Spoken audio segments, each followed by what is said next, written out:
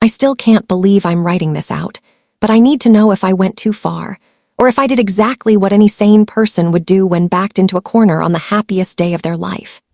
Imagine standing at your own wedding reception, surrounded by everyone you love, wearing the dress you spent months choosing, only to look over and see your new mother-in-law slipping a mysterious powder into your champagne glass.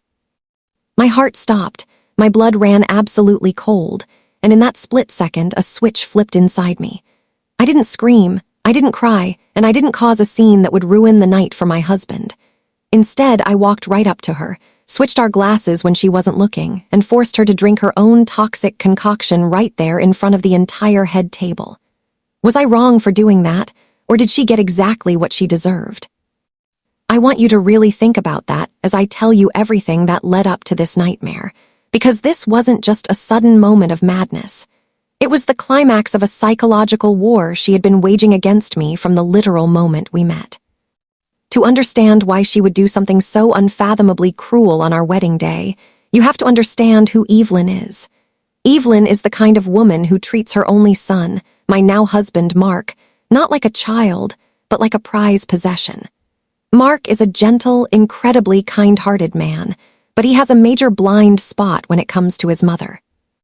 He's an engineer, very analytical, and always tries to see the best in people, which unfortunately meant he spent years rationalizing Evelyn's toxic behavior as just her being overprotective or quirky. When Mark and I first started dating 3 years ago, Evelyn made it clear that I was an intruder in her perfect dynamic. The very first time I went over to her house for dinner, she spent the entire evening talking about Mark's ex-girlfriend, praising her cooking, her career, and her family, while completely ignoring any attempt I made to join the conversation. When I tried to compliment her house, she looked me up and down and said, "Thank you, it takes a certain level of taste to appreciate it." I was stunned, but I swallowed my pride for Mark's sake. Over the next 2 years, the passive-aggressive comments turned into active sabotage. She would conveniently forget to invite me to family gatherings, and when Mark would ask why I wasn't there, she would fake gasp and claim she thought he was bringing me, or that she had sent me a text that must have gotten lost in cyberspace. She tried to ruin our first anniversary by staging a fake medical emergency, claiming her chest felt tight right as Mark, and I were pulling up to a high-end restaurant we had booked months in advance. We spent our anniversary in an emergency room waiting area, only for the doctors to find absolutely nothing wrong with her. When we got engaged, things shifted from bad to downright terrifying. The moment Mark put the ring on my finger, Evelyn's fake smiles dropped entirely. She didn't congratulate us. She looked at my ring, sighed, and told Mark he should have consulted her first because she had a family heirloom that was much more valuable than a modern diamond. From that day on, she made it her personal mission to micromanage, manipulate, and attempt to dismantle our wedding planning bit by bit. Every single choice I made for the wedding was met with intense criticism or outright defiance from Evelyn. I wanted a beautiful, elegant outdoor garden ceremony with a soft pastel color palette, but Evelyn insisted that a traditional, rigid church wedding was the only acceptable option for her family. When I stood my ground, she began calling our vendors behind my back, trying to change the flower arrangements to deep blood-red roses, and attempting to alter the catering menu. Thankfully, I had already established passwords with all of our vendors because my bridesmaids warned me that mothers-in-law could get crazy, but I never expected her to be this calculating. When she realized she couldn't change the venue or the food, she targeted my wedding dress. I had found the absolute dress of my dreams, a stunning, intricate lace gown that made me feel like a princess. Evelyn accompanied us to one of the fittings, and while Mark wasn't there, she cornered me in the dressing room and straight up told me that the dress was far too revealing and made me look desperate. I cried in that dressing room, but my maid of honor, Sarah, held my hand and told me not to let that bitter woman win. I didn't change the dress, but Evelyn wasn't done. 2 weeks before the wedding, she showed up at a family dinner wearing a garment bag. With a sickeningly sweet smile, she unzipped it to reveal her own outfit for the wedding.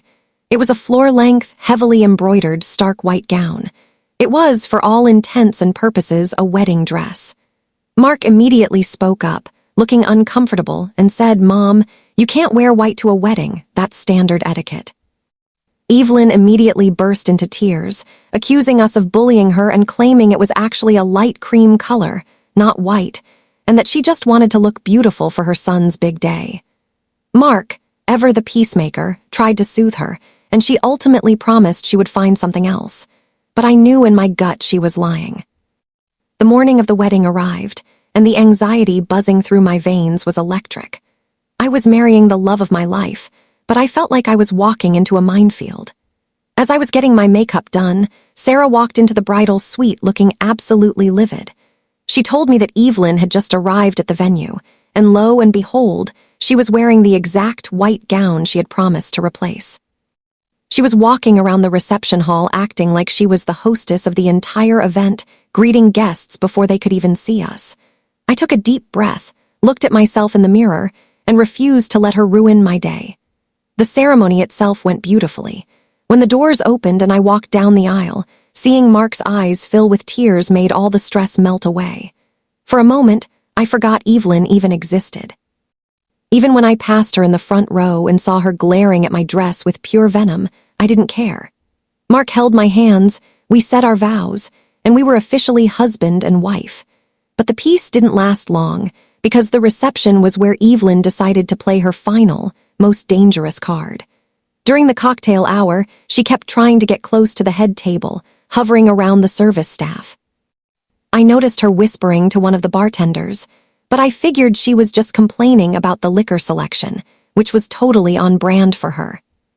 As we transitioned into the main reception hall for dinner, the bridal party took their seats at the elevated head table. Mark and I were in the center, surrounded by our closest friends.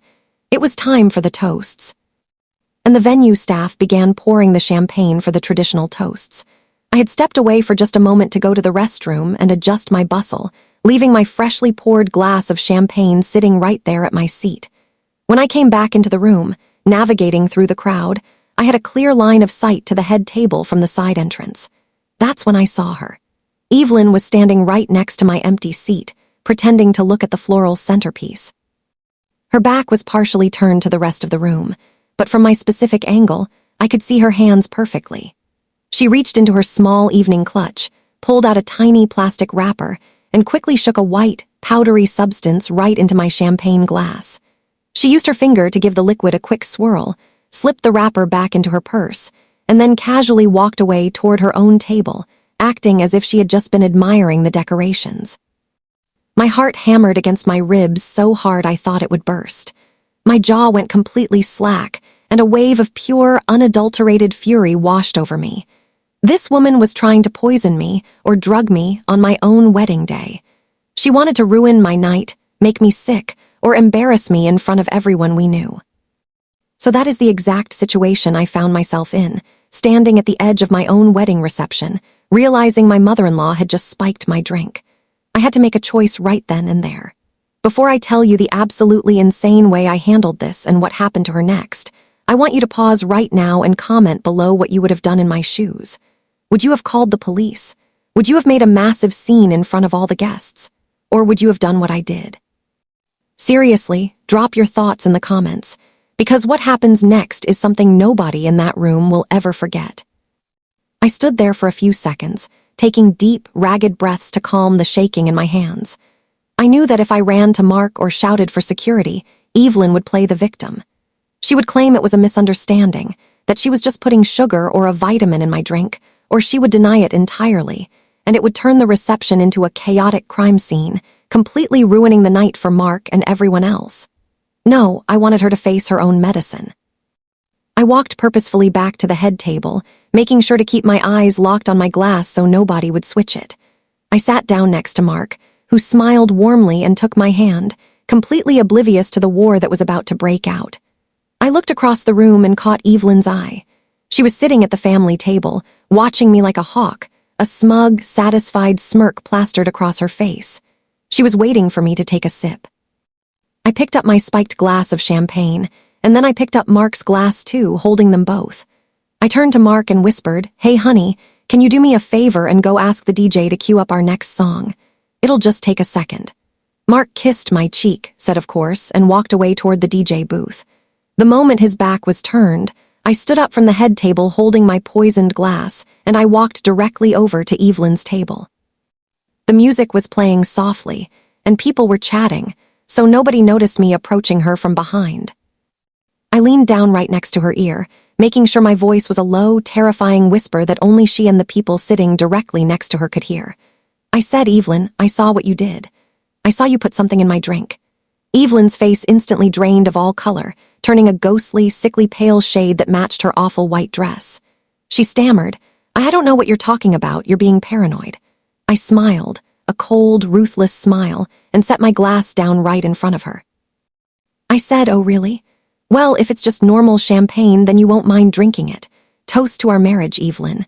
Drink the whole glass right now, or I swear to God I am calling the police, handing this glass over for forensics, and showing everyone the security footage from the corner camera that is pointed directly at the head table."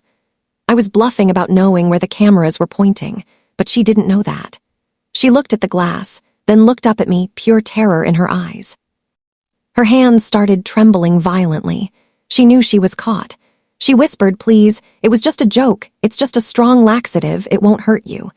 I felt a sick twist in my stomach. A laxative. She wanted me to lose control of my bowels in my white wedding dress in front of 200 people, destroying my dignity forever. The sheer malice of it made me want to slap her across the face, but I kept my composure. I leaned in closer and said, "Drink it. Drink it right now, or the police are coming." Evelyn looked around the table, but her husband and the other relatives were looking away, completely horrified by what they were overhearing. With no way out, her trembling hand reached for the glass. She lifted it to her lips, her eyes watering, and she drank the entire thing. She choked it down, coughing slightly as the bitter powder hit her throat. The moment she finished, I snatched the empty glass back, looked her dead in the eye, and said, "Happy wedding day, mother-in-law." I walked back to the head table just as Mark was returning. He asked if everything was okay, and I just smiled, took his hand, and said, "Everything is perfect." About 30 minutes later, during the father-daughter dance, I saw Evelyn abruptly stand up from her table. Her face was contorted in absolute agony, her hands clutching her stomach. She tried to walk gracefully toward the exit, but the laxative she had used was clearly fast-acting and incredibly potent. She broke into an awkward, frantic power walk, desperately trying to reach the venue restrooms. But she didn't make it. Right as she reached the double doors of the main reception hall, in full view of several guests and the videographer who happened to be panning the room, her body gave out. The white dress she was so determined to wear to my wedding was instantly and visibly ruined. The absolute humiliation was instantaneous. She let out a muffled shriek, burst into tears, and fled into the hallway, leaving a trail of absolute disaster behind her. Her husband rushed after her, and within 10 minutes, they had quietly left the venue entirely. Word quickly spread among the bridal party about what had actually happened, because my maid of honor had overheard my confrontation with Evelyn. By the end of the night, the entire family knew that Evelyn had tried to drug the bride and ended up destroying her own dress and dignity instead. Mark was absolutely devastated when I finally told him the full truth in our hotel room that night. But when I showed him the remaining plastic wrapper that Sarah had actually found discarded near the head table trash can, he couldn't deny it anymore. He cried, apologizing for his mother's insanity, and promised me that he would never let her cross a line again. Since the wedding, Evelyn has been completely ostracized by the entire extended family.